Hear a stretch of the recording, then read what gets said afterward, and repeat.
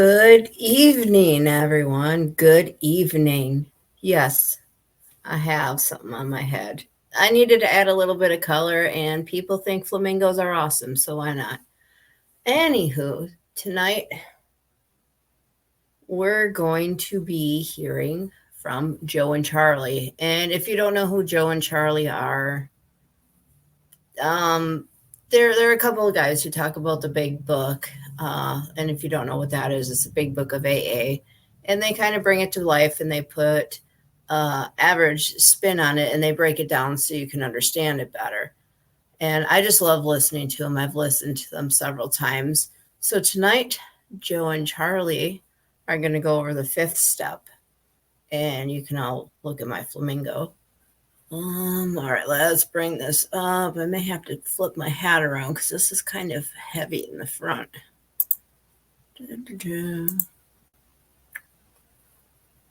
There we are. And let's play this one.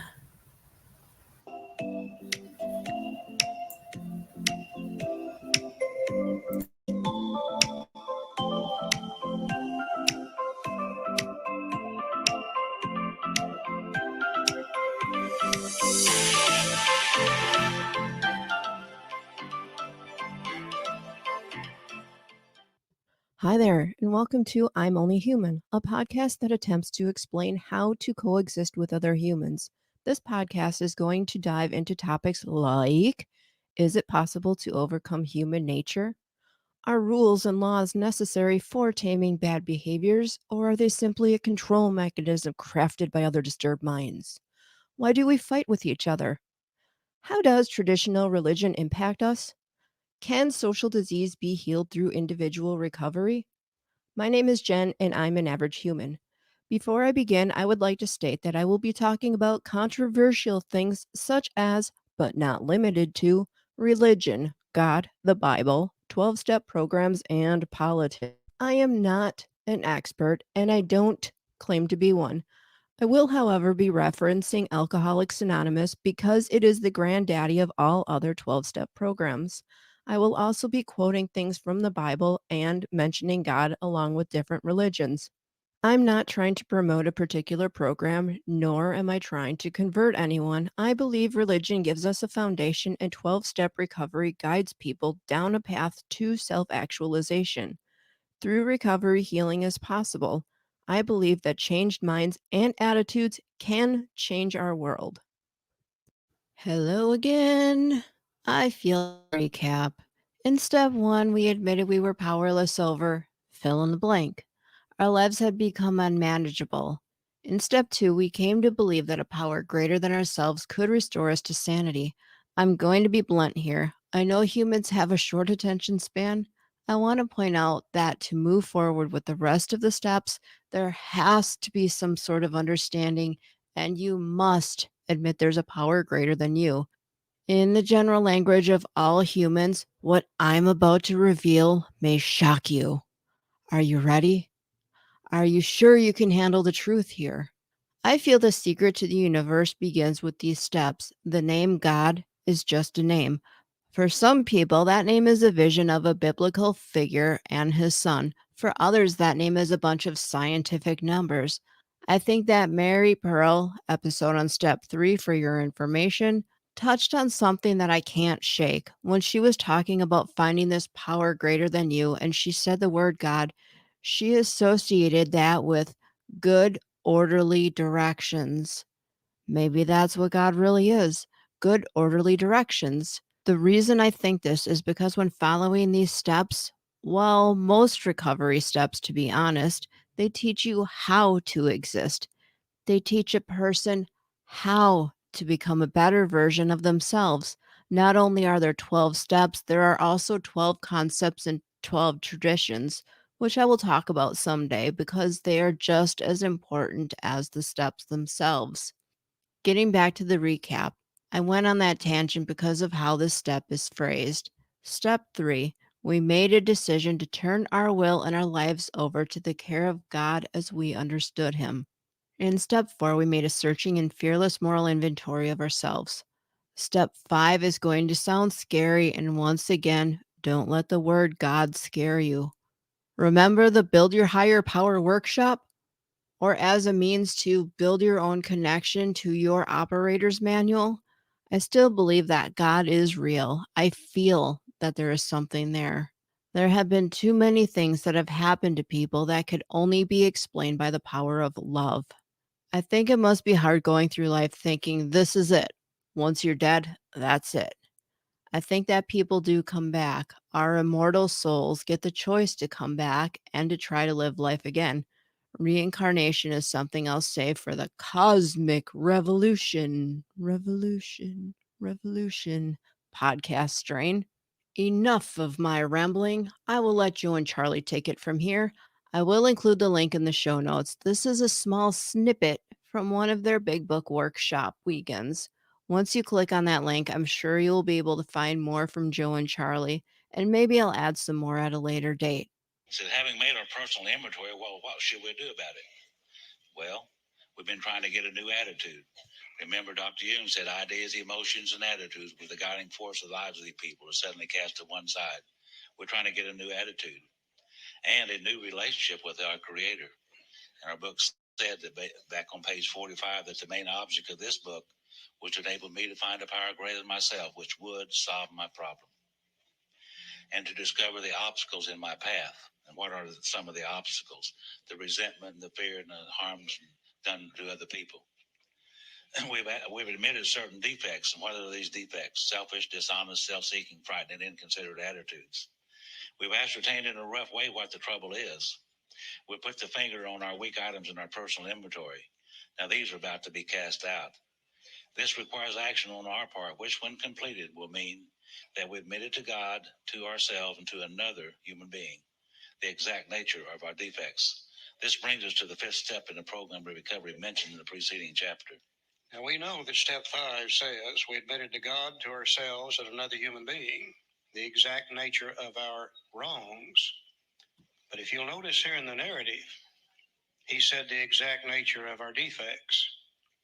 And people used to ask Bill about this, and we've known two ladies that worked with Bill with and for him for years. They both tell us the same thing. People would say, Bill, why did you use the word wrongs in step 5? Yet in the narrative here in the book, you used the word defects. And by the way, Bill, what's the difference anyhow between a wrong in 5, a defect in 6, and a shortcoming in 7? And they both said that Bill would just kind of rear back and smile.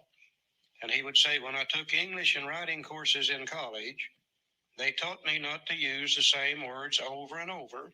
Shows how dumb you are. You know. He said there really are no differences in these things. He said in step 4, we find those things that block us off from God. In step 5, we're going to talk about them to another human being. In step 6, we're going to become willing to turn them loose. In step 7, we're going to ask God to take them away. And he said you can call them anything you want to. A wrong, a fault, a mistake, a defect, a personality flaw, or whatever. And we're going to notice on the next couple of pages, that's exactly what he does with them. I followed it up in the 12 and 12, 13 years later. Not only does he do it there, but he does it twice as bad as he did in the big book, using these words interchangeably back and forth, all of them meaning identically the same thing. He said this is perhaps difficult, especially discussing our defects. There's that word again. He did it again right there. With another person. We think we've done well enough at admitting these things to ourselves, so there's doubt about that.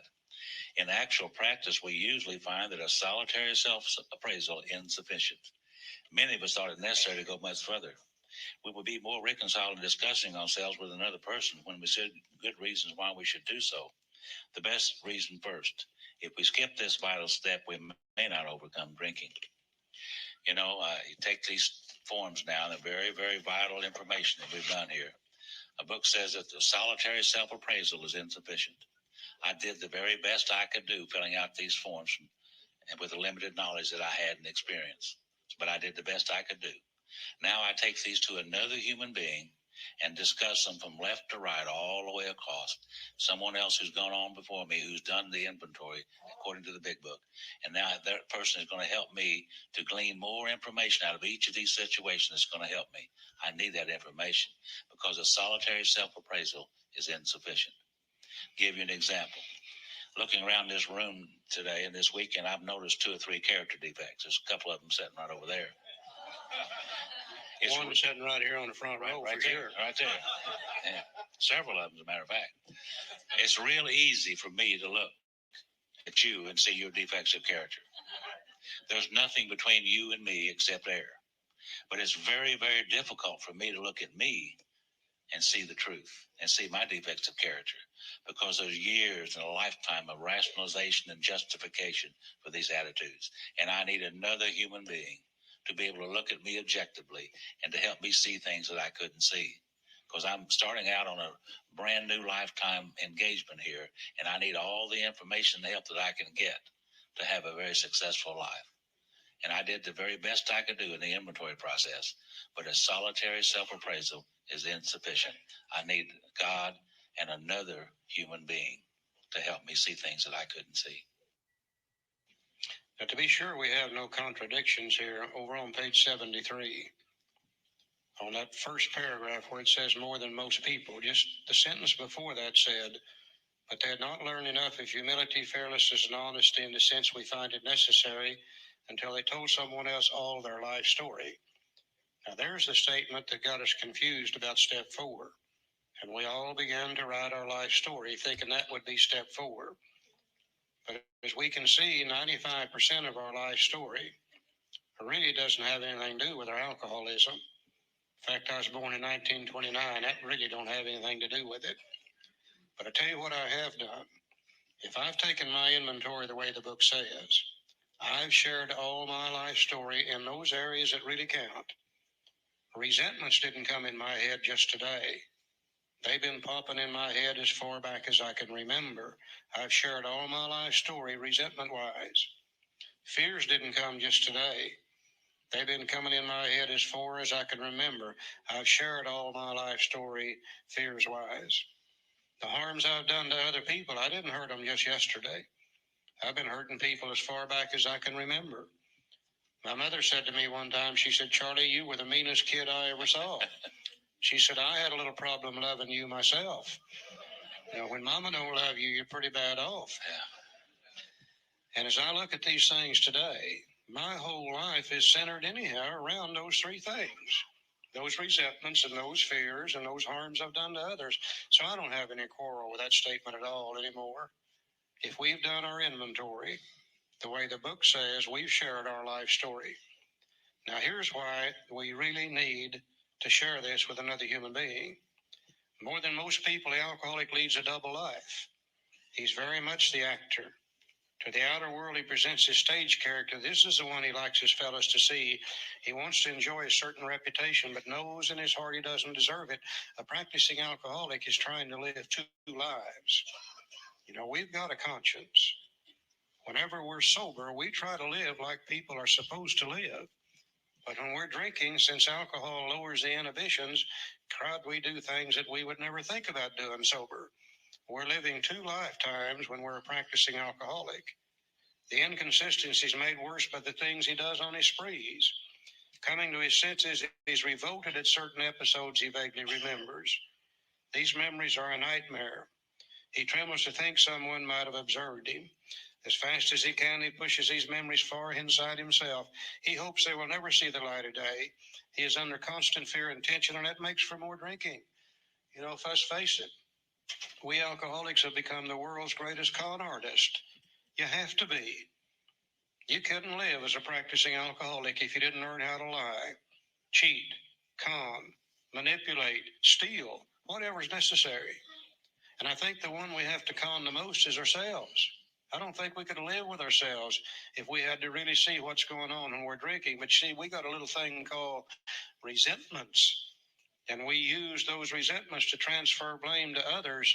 And that way we could live with ourselves. Now, if you've been doing that for 5, 10, 15, 20, 25, 30, 40 years, You come to AA and you take step 4. You be just as honest as you can with yourself, but let's face it, we can't be honest with ourselves. I now need to take my inventory, take it to another human being, one who's walked this walk before me, who understands 4, 5, 6, 7, 8, and 9 according to the big book, and have them help me see those things I can't see about me. And they're going to change anything in column 1. They're going to change anything in column 2. They'll probably change some things in column 3. One place I said this was caused by the sex instinct, and he said, no, it isn't. Said, you're just trying to build your self-esteem. That's all you're trying to do. In the 5th column, one place I said this was caused by fear, and he said, this is plain damn dishonesty. That's all this is. He helped me see things I couldn't see. We're getting ready to start a lifetime changing process. We need to be sure that we're trying to change the right things so we can have peace of mind in the future, and we just can't see it by ourselves. Now, I know confession is good for the soul, and I know if you belong to a denomination that requires it, you ought to go do that. But I still think you ought to take your inventory to somebody in AA, preferably a good sponsor if you got one that knows the program. The main thing is, do they really know the program? If they do, they can help us. If they don't, then all we're going to get out of is confession. We need more than that. Page 74 tells you how to pick somebody. That is not valid today like it was in 1939. In 39, the first person out here in California that got this big book didn't have any other AA members or any sponsor. And it was difficult for them to find somebody to do step 5 with. That's what page 74 deals with. But today, there's plenty of good people out here in California that understands this program, that have worked this program, that have walked this step before. That's who we need to select to take step 5 with. Hopefully it'll be our sponsor. Page 75 tells us how to do it. So when we decide who is to hear our story, we waste no time. There's that time factor again. We have a written inventory and I'm prepared for a long talk. We explain to our partner what we're about to do and why we have to do it. He should realize that we're engaged upon a life and death errand. Most people approached in this way will be glad to help. They would be honored by our confidence. I'll never forget when I called my sponsor, Franklin. I said, Franklin, can I come over this weekend and do my inventory, do my 5th step? He said, sure, I'd love to have you come over. So I went over there to Olive Branch, Mississippi, and I sat down there with Franklin that evening, and I said, well, I've got it all prepared here, and you've helped me a lot, and I appreciate it. He said, yeah, I know you do, and I'm ready to get started. He said, but first of all, let's you and I do the 3rd step prayer together. That's the kind of sponsor I had, and we asked God to be with us during this process. And we did that, and we set about looking into this inventory process, and Franklin helped me see things that I couldn't see. I shared these things with him from left to right all the way across, and he asked me questions and helped me see things that I couldn't see, shared with me some of the things that happened with him and how he could see things, and it helped me a whole lot. It helped me a lot. And then after that weekend was over, where the book said we pocket our pride and go to it, illuminating every twist of character, every dark cranny of the past. Once taking this step withholding nothing, we are delighted. Now we see the results. Some more promises. We can look the world in the eye. We can be alone in perfect peace and ease. Our fears fall from us. We begin to feel the nearness of our Creator. We may have had certain spiritual beliefs, but now we begin to have a spiritual experience. We believed in step 2. Now we begin to have a spiritual experience. The feeling that the drink problem has disappeared will often come strongly. We feel that we're on the broad highway walking hand in hand with the spirit of the universe. I remember back when I was drinking how my mind used to race uncontrollably every night. And that's the main reason I drank, was to stop it. And after I did this 5th step, and I was on my way home that afternoon, I used to lay awake nights thinking if I could just get it all even one time, just get it back to zero, back to even in all those situations, just one time I'd be okay. And by this time I could see that I could do that. I was looking forward to the next steps because I wanted to get things squared away one time. And I thank God all the way home for this process up to this point. Now, if you've done 4 and 5, according to the big book, you've done a lot of work. You're probably tired and need a little rest. The book's going to give us a little rest stop.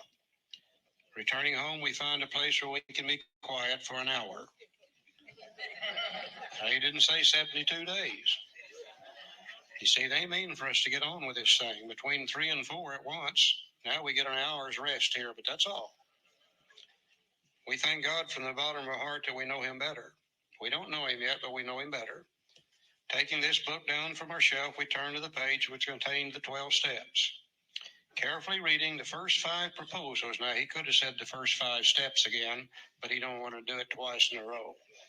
Carefully reading the first 5 proposals, we ask if we've omitted anything, for we're building an arch through which we shall walk a free man at last. Is our work solid so far? Are the stones properly in place? Have we skimped on the cement put in the foundation? Have we tried to make mortar without sand? And once again, we're referring to the wonderfully effective spiritual structure, the personality change we're building. Step 1, willingness, was the foundation. Step 2, believing, was the cornerstone. Step 3, he told us it's an arch we'll pass through to freedom, and 3 was the keystone. Now we put 2 more stones in place. In closing, I would like to say that the opinions expressed here were strictly of my own making, or by my guests. Take what you like and leave the rest. You may come to realize that you may not like me or what I want to share. Let's talk to each other, reason things out, but let there be no gossip or criticism of one another. Instead, let the fellowship of ethical human behavior and the serenity from positive human interaction help you grow and chill out, one experience at a time. I would like to thank my higher power for guiding me through this podcast. I hope to spread the message of love, hope, and understanding by touching one life at a time. If you like this podcast, please like and share it. Comments also help other struggling people find it. I am now listener supported, and if you would like to contribute, please feel free. There is no obligation. If you would like to share feedback, you can email me at averagehumanbeing1875@gmail.com. There is also a link you can click if you'd like to send a voice message and add to the content of the show.